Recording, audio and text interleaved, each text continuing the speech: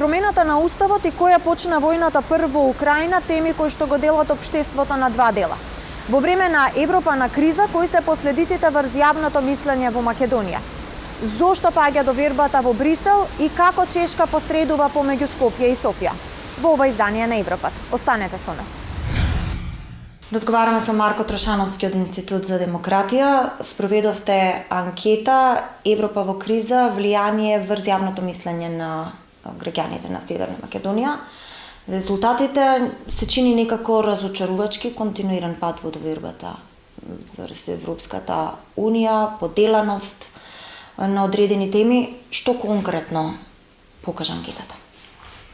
Покажа две работи, да речам. Една лоша вест, но не е нова, а тоа е дека падот е континуиран и е моментално на најниско ниво од кој ние мериме ова статистика од 2014 година.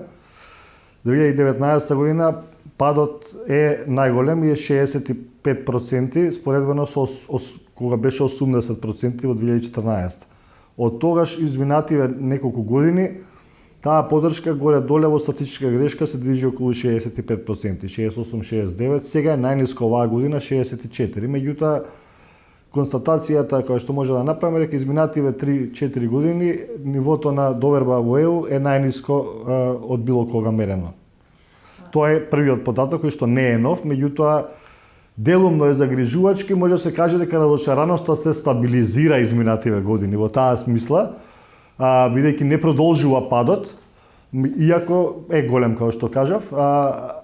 Тоа не е многу по-големо од некои земји и на самата Европска Унија и на Балканот, каде што поддршката кон него е и пониска од 60-50%, така да меѓутоа за земја која што е главна стратешка цел Европската Унија е на некој начин загрижувачки. Тоа е едниот податок. Добрата вест во сето тоа е што покрај прашањето кога би имало утре референдум дали би гласале за Европската Унија, кое што всушност ги содржи одговорите за кои што зборував, имаме прашања кои што мерат дали луѓето ја прецепираат Европската Унија како влијателен фактор и како најдобар сојузник на земјата. Лани имавме огромен пат во тој дел и тоа директно е поврзано со кредибилитетот на Унијата, како Унијата се прецепира како ентитет на кој што може да му се верува, кој што држи до своите вредности, која што е посветена на земјата и слично. И тука е позитивниот моментум, бидејќи во споредба со лани имаме зголемување и подобрување од 20%, што е значително статистички значителен пораст на перцепцијата на луѓето кон Европската Унија како подобар сојузник на земјата и како повлијателен. Да, но ова доаѓа малку контрадикторно со оглед на... Доаѓа контрадикторно, како сега луѓето ја перцепираат Европската Унија како поприсутна, повлијателна, како посакува сојузник, од друга страна не се зголемува спремноста да гласаат на референдум кога би требало да влеземе во Европската Унија. Навидом е контрадикторно, затоа што изминатите неколку месеци и особено во контекст на кризата околу Украина и слично, социјалната психологија и парадигмите велат дека луѓето се приклонуваат кон тие што може да ги заштитат, кон тие што се слични по интереси и вредности и така натаму. Тоа е едниот момент, бидејќи луѓето се приклонуваат кон ентитетот на Европската Унија и затоа перцепцијата за нивното влијание и потребата за сојужништво е поголема. Од друга страна се возобнови Берлинскиот процес, проактивноста на Европската Унија секако тука беше на дело, а со тоа следеа и пакети на финансиска помош кон земјата, кои што ги добивме. 2,2 милиарди евра одвои Германија за енергетска транзиција на регионот, 80 милиони евра добивме за буџетска поддршка од самата Унија, нешто што луѓето го гледаат и го препознаваат. Значи, тоа е едното објаснување, но од друга страна, поради тоа што самиот процес на проширување се покажа како недоследен изминативе години, да речам, нефер кон земјата и незаснован на заслуги, луѓето имаат тука разочарување и воздржаност. Добриот момент и пораката која што би сакал да пратаме е дека во овие околности, кога имате позитивен тренд, истиот може да потикне повторно враќање на довербата кон Европската Унија. Ако имате позитивен тренд во перцепциите за сојужништво и влијание на Европската Унија, тој може да потикне да се подобруваат и овие проценти 64-65 на луѓе кои што би гласале за влез во Европската Унија, но тука ова треба да го препознаат најмногу европските институции и да направат се да во предстојниот период покажат вистинска посветеност за потикнување на овој процес и Македонија да конечно да продолжи нели позабрзано во преговарачкиот дел. Колку што можем да забележам, имате две публикации. Едната е на актуелните теми, другата е прашања кои што континуирано во последната деценија ги поставувате на граѓаните. Предпоставувам во актуелните теми спаѓаат уставните измени. Да. Поддршката за уставни измени не е висока. 65% од популацијата е против тие уставни измени, кај етничките македонци таа е уште поголема, 80% од македонците сметаат дека тие измени не треба да се случат. Да разјасниме, од овие 65%, 80% од македонците. На сите граѓани, без разлика на етничката припадност, 65% се противат. Така. Од сите тие граѓани, ако ги издвои македонците, тоа се 80% меѓу македонците се против. Значи тоа е голем отпор кон уставните измени, внесување на малцинствата во уставот, поточно кажано, така беше прашањето формулирано. Причините се јасни, да речем, зошто луѓето се разочарани и фрустрирани во овој дел. Прво поради двојните аршини на преговарачката рамка, второ со последното искуство, да речеме со односот на Бугарија кон случајот на Пендиков и прославата на Гоце Делчев, каде што се виде дека договорот за пријателство нема да се спроведува во добра волја. Нема да се спроведува во насока на градење на добронамерни мостови на соработка и помирување, туку во насока на присилување на отстапки на македонската страна преку искористување на механизмите и моќта кои што Бугарија има во Европската Унија. Така како што беше предимenzionираната дипломатска реакција на Бугарија за случајот со Пендиков, тргање на страна на нашите институции, нивната проценка кога пресуди бугарската страна дека од етнички мотиви било тоа насилство и слично, па се до критиките во нашето министерство, кон нашето министерство за внатрешни работи, во насока на тоа дека бугарски граѓани биле спречувани да влезат во земјата, кога вистината беше дека само мал дел на луѓе кои што представувале ризик за јавниот ред и мир, всушност беа спречени на границата. Декларацијата на бугарското собрание што следеше по тоа, кое што потенцираше колку земјата не се бори против говорот на омраза и така натаму. Мислам дека тоа ги разочарува луѓето, како што и дел од нашите политичари впрочем посочија. Ова однесување од страна на бугарските власти само ја намалува подготвеноста на граѓаните да прифатат уставни измени со внесување на бугарското малцинство, бидејќи не гледаат добронамерни мотиви од другата страна. Кои други актуелни теми ги покривте? Кои други актуелни прашања? Истражувавме за регионалните иницијативи, Отворен Балкан, договорите за мобилност кои што произлегуваат од Берлинскиот процес, признавањето на дипломи, мобилност на работна сила и така натаму. Може да се каже дека од година до година тој притисок, таа поддршка се повеќе расте, луѓето развиваат едно одредено ниво на регионална свест во смисла на тоа дека единствено преку регионална соработка регионот има било каква некаква перспектива што директно ќе се одрази на квалитетот на нивните животи, и тоа е позитивно, бидејќи затворени во нашите национални етнички трла, секако дека не можеме да очекуваме некаков прогрес, особено во ситуации на геополитички и економски кризи кои што не обкружуваат и директно не за сега. Значи, тоа е едниот, вака да речам, регионален аспект кој што се истражуваше.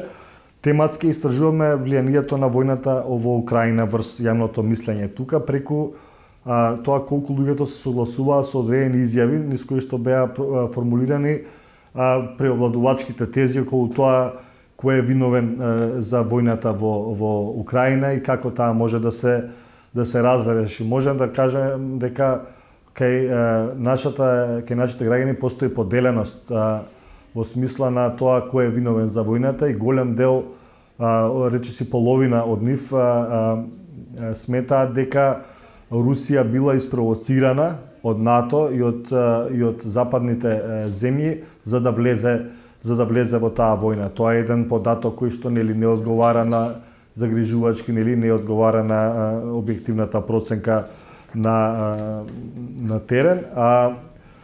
Понатаму истражуваме како таа војна може да биде завршена и опциите беа единствено преку пораз на Русија или преку апсолутна победа на Украина или единствено преку преговори на двете земји без ниедна да се чувствува како победник, значи преку мировни преговори и компромис. И повторно повеќето од ставовите преобладува во насока дека инсистирањето на апсолутна победа врз Русија во таа војна не може да донесе мир, односно дека единствено преговори помеѓу Русија и Украина без да има триумфален победник на едната или на другата страна е решение за завршување на таа војна. И тоа е околу половина од популацијата. Значи пола од популацијата гледа дека преку мировни, преку преговори може да се реши состојбата, меѓутоа загрижувачки е тоа во однос на тоа кој е виновен, на што се должи ова? Тоа е доста тешко прашање. Мислам дека главен дел од овие ставови има неколку аспекти. Главен дел од овие ставови кај младата популација се ставови кои се стекнати на социјалните мрежи преку неконтролираната кампања или системска кампања на дезинформации на кои што се истите изложени, бидејќи кај нив е најголем дел од најизразен начинот на информирање преку социјални мрежи. Тоа е дефинитивно проблем кај младата популација која што ги има овие ставови, додека по старосна структура повозрастните некако исто така граѓани, оние да речам 60 и така и повозрастни, се оние кои што најмногу го избрале овој одговор. Дел од нив се поради носталгична некоја идентификација со Русија и словенството и така натаму, иако Украина влегува во тој дел, меѓутоа тоа е вториот начин, второто објаснување да речем, и третата можеби димензија е револтот, символичен револт кон меѓународната заедница и наративот на меѓународната заедница за оваа војна поради неправдите кои што на оваа земја и беа нанесени низ преговарачката рамка и претходно минатите декада и повеќе на чекање на вратите на Европската унија и НАТО. Моето последно прашање е во однос на членството во Европската унија. Колку граѓаните веруваат дека Македонија некогаш ќе стане сега Северна Македонија членка на ЕУ? Ми се чини дека тоа е константно прашање, претпоставувам низ годините. Тоа е константно прашање и се повеќе очекувањата дека земјата ќе стане членка во скоро време се намалуваат. Во таа смисла, тоа се рефлектира и на она ниска доверба, односно ниска спремност да се гласа за влез во Европската унија, бидејќи се помалку луѓе сметаат дека земјата би станала членка на Европската унија во догледен период или за време на нивните кариери или животи, би рекол. Професор Михаил Вит, добре дојдовте во Европат.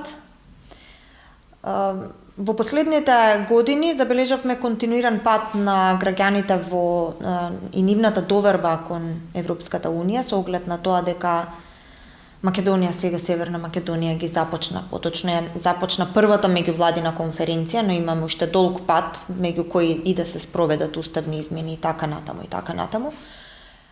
Последните анкети се разочарувачки во однос на довербата кон ЕУ.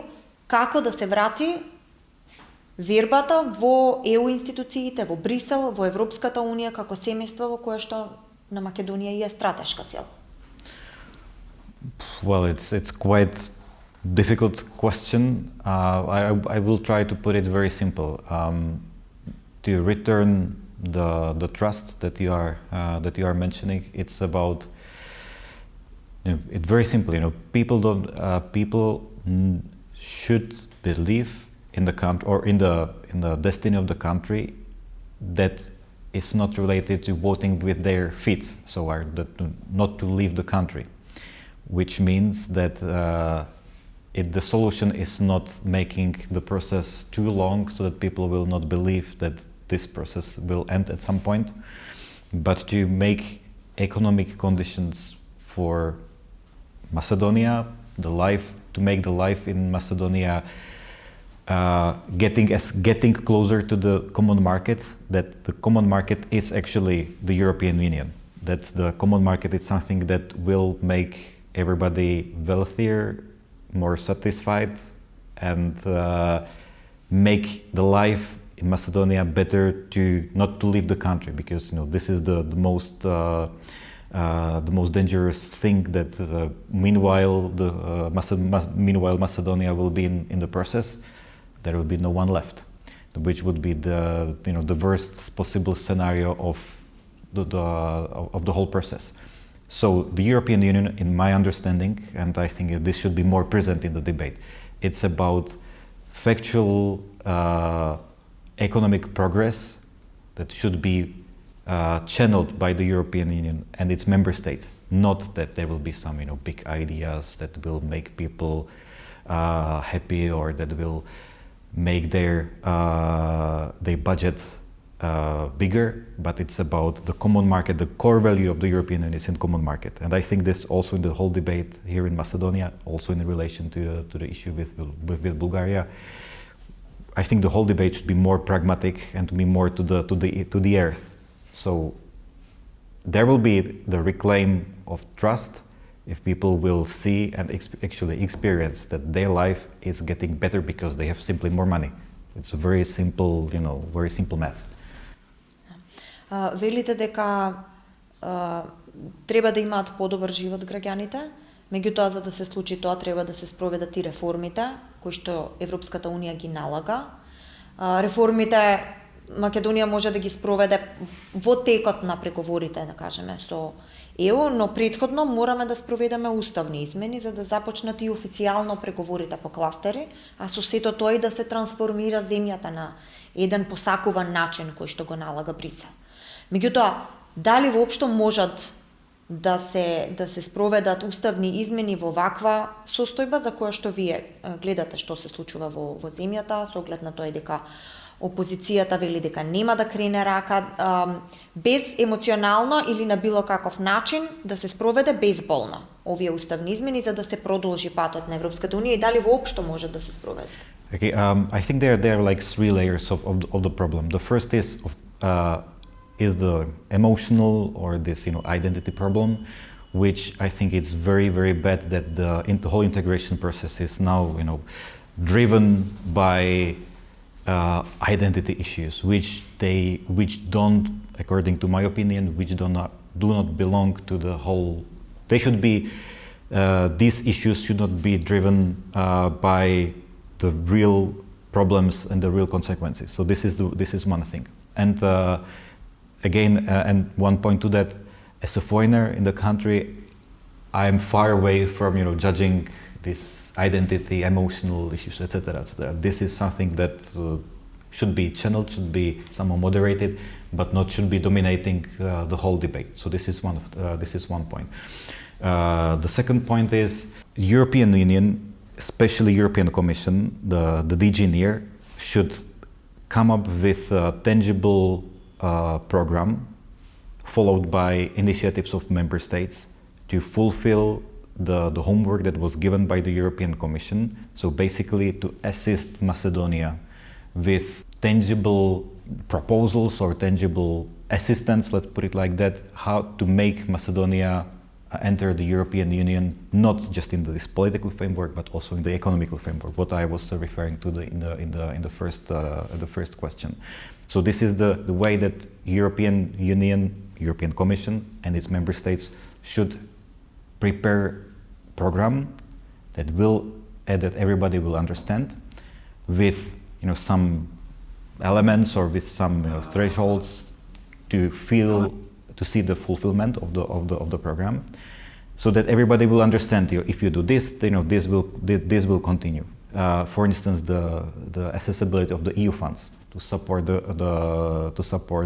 local economy, to support the build-up capacity from the private sector to municipalities or to the central level, that people understand what does it mean, what are the practices, what are the habits what is the purpose of the assistance, that they should make the economy more functional and more resilient when entering the European market.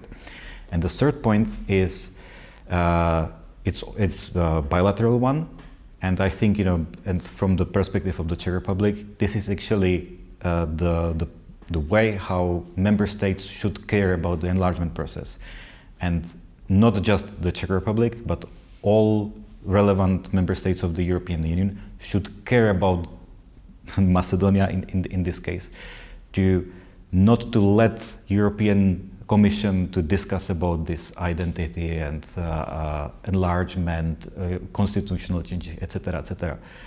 Constitutional changes will not feed people. The common market will do that. So the task of the member states of the European Union is to go hand in hand with the European Commission to assist with programs, tangible offers that will make people's life easier here in terms of economy. And of course, the identity discussion should be focused inside Macedonia, should not be spreading around as the alpha and omega of the whole enlargement process, because it's not. It's the common market, it's the economy. This is the key principle that should be in the whole discussion. Професоре, вие сте од Чешка, живеете и работите во Македонија, ја познавате многу добро политичката состојба и тука, но и релациите со Чешка, со оглед на тоа дека Чешка председаваше со Европската унија до крајот на декември. Токму за време на чешкото председавање Македонија ја започна првата меѓувладина конференција. Меѓутоа, последните пораки кои што оваа недела дојдоа токму од вашиот заменик министер за надворешни работи, кој што беше токму тука во Скопје, кажа дека со чешкиот амбасадор имале разговори во однос на состојбата помеѓу Македонија и Бугарија и релациите помеѓу Скопје и Софија, и дека Чешка сака да биде активно вклучена и дека ќе биде и понатаму и покрај тоа што нејзиното председавање заврши. Што може, како може Чешка да ги олесни тензиите, да ги подсмири тензиите помеѓу Скопје и Софија? На кој начин може да помогне? The most important thing is that Macedonia has an ally inside the European Union that can rely on, and I think that the Czech foreign policy and also the embassy here made an enormous effort to be a relevant player in Brussels in this regard. So that Macedonia has an ally in the European Union, and it's really actively supporting, raising this issue in Brussels, talking to people, then stakeholders, and convincing the others that it's not just about let them to deal with Bulgaria, and then maybe we will see how they make the changes, etc., etc.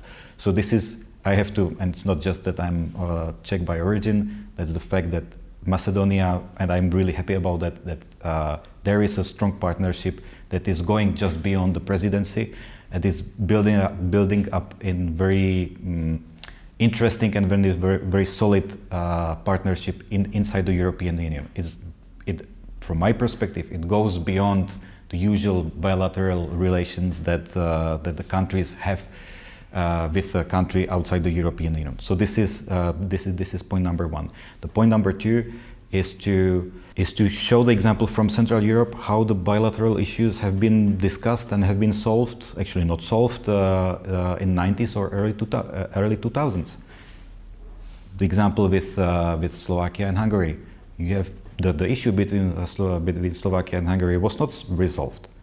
Hungarians are not taught in schools about the Slovak view about the history, the vice versa. The common agreement, unwritten agreement, you have a right to talk about your national history inside the country, in Slovakia, and Hungarians, they do the same for their own purposes in Hungary.